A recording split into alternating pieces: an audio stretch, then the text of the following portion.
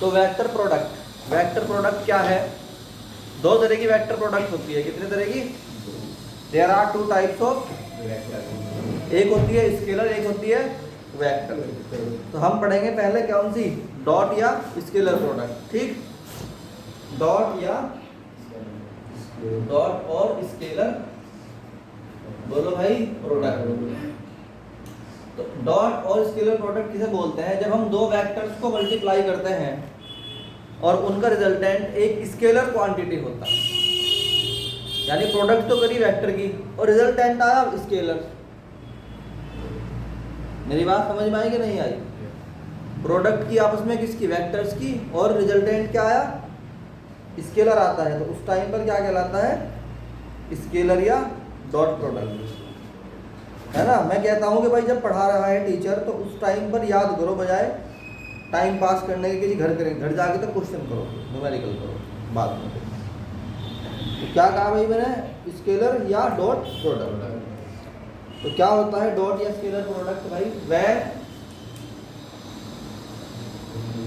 Resultant of product of two vectors is a scalar quantity. जब दो vectors का scalar product या product एक क्या हो? स्केलर क्वांटिटी हो, देन प्रोडक्ट इज कॉल्ड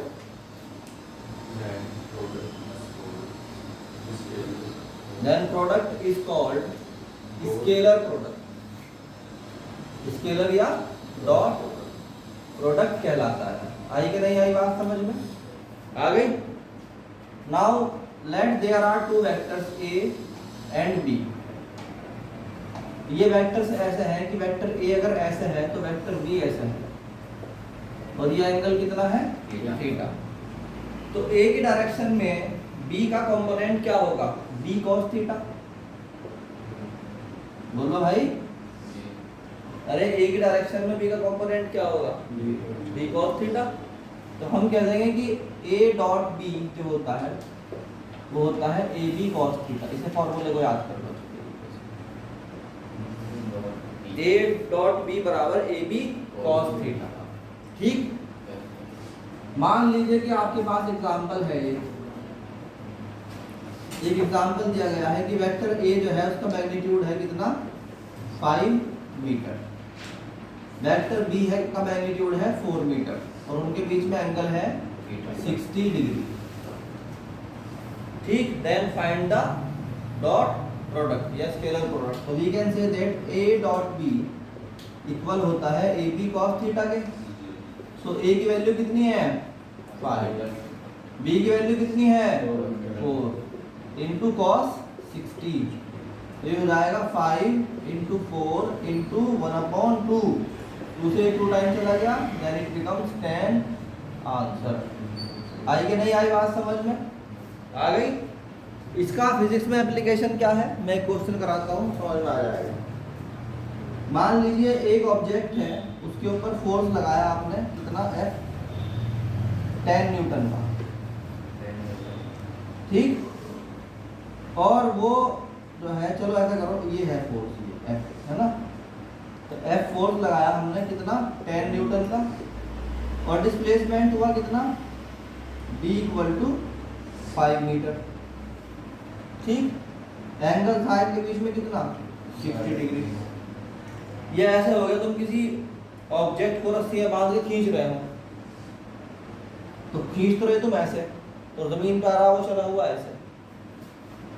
बोलो, तो उस कंडीशन में जो है क्या होगा कि W बताना है, वर्क डन कितना होता है। हमें पता है W बराबर होता है FD cos थीटा। फॉर्मूला याद कर लो, वर्क डन बराबर होता है W equal to FD cos theta.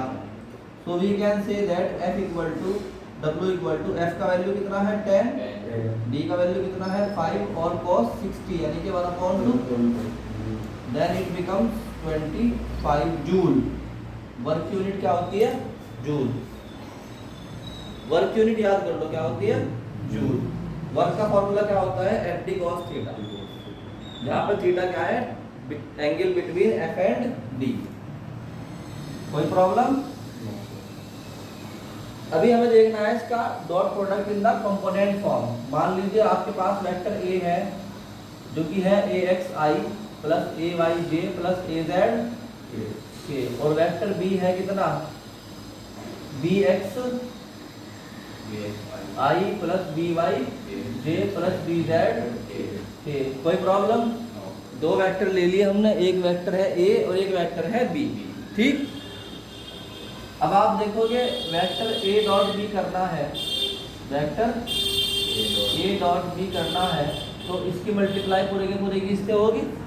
तो पहले ए एक्स की मल्टीप्लाई करो इन सब में, क्या हो जाएगा, A X B X I dot I plus A X B Y I dot J plus A X B Z I dot के।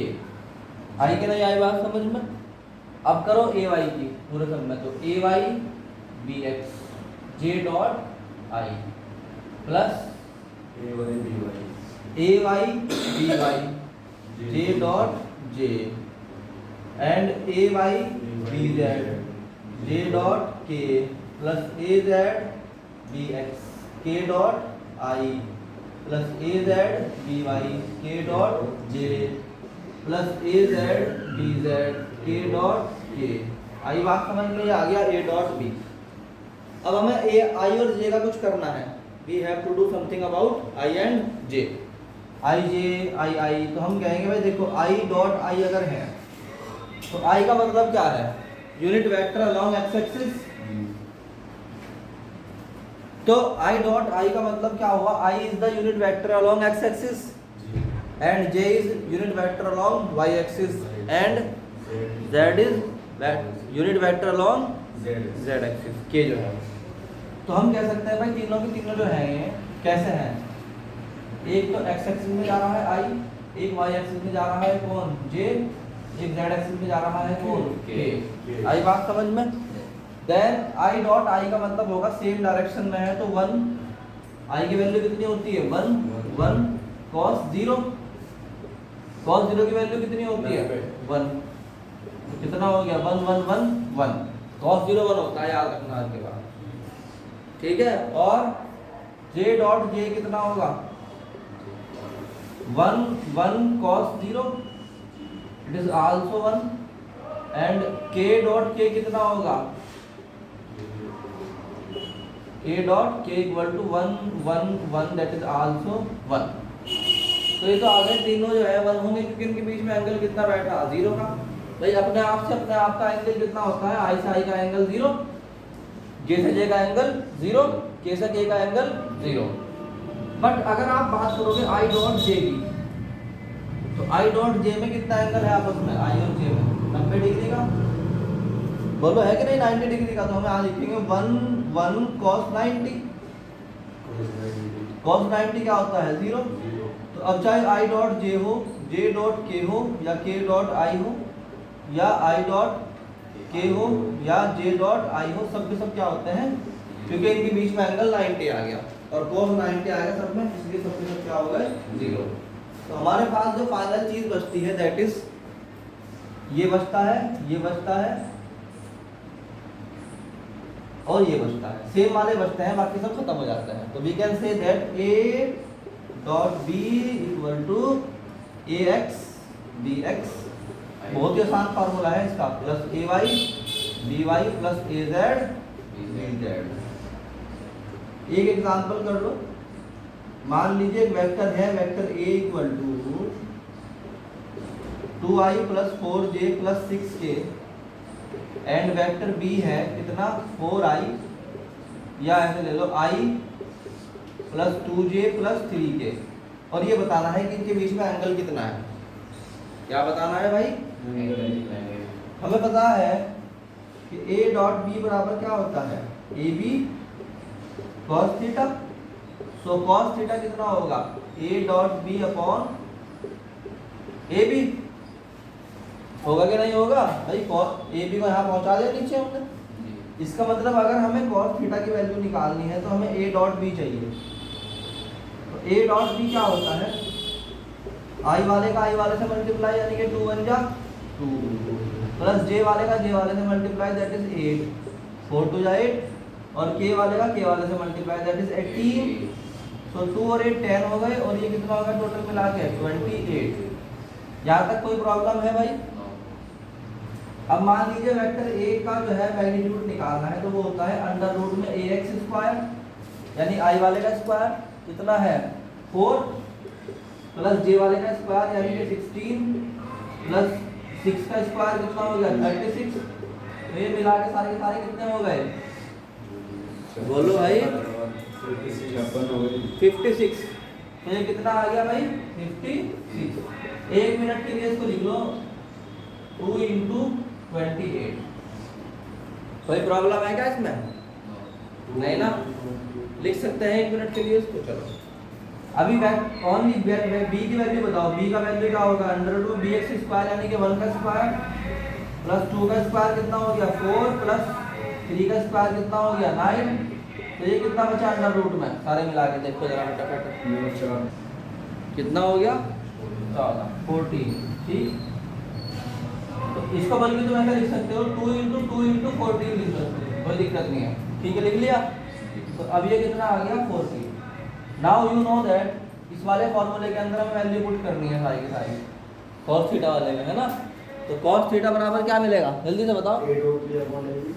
cos theta equal to a dot b यानी कि कितना था a डॉट b कितना था 28 upon में ये कितना आ गया अंडर रूट 2 इंटू 2 इंटू 14 और b का भी क्या है अंडर रूट में 14। ऊपर हो गया 28 नीचे 2 2 का कितना आ गया 2 14 14 का कितना आ गया 14। तो ये 2 से चला गया 14 और 14 से 14 चला गया तो 1 बचा। So we can say that cos theta equal to कितना है 1। तो थीटा की वैल्यू कितनी है 0। बोलो इसका मतलब दोनों पैरेलल वेक्टर्स हैं क्या है। तो ये था भाई हमारा डॉट प्रोडक्ट। तो समझ में आया कि नहीं आया डॉट प्रोडक्ट?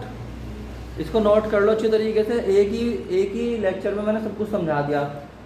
क्रॉस इसका प्रोडक्ट के सब फॉर्म समझा दिए, इसका वो भी समझा दिया।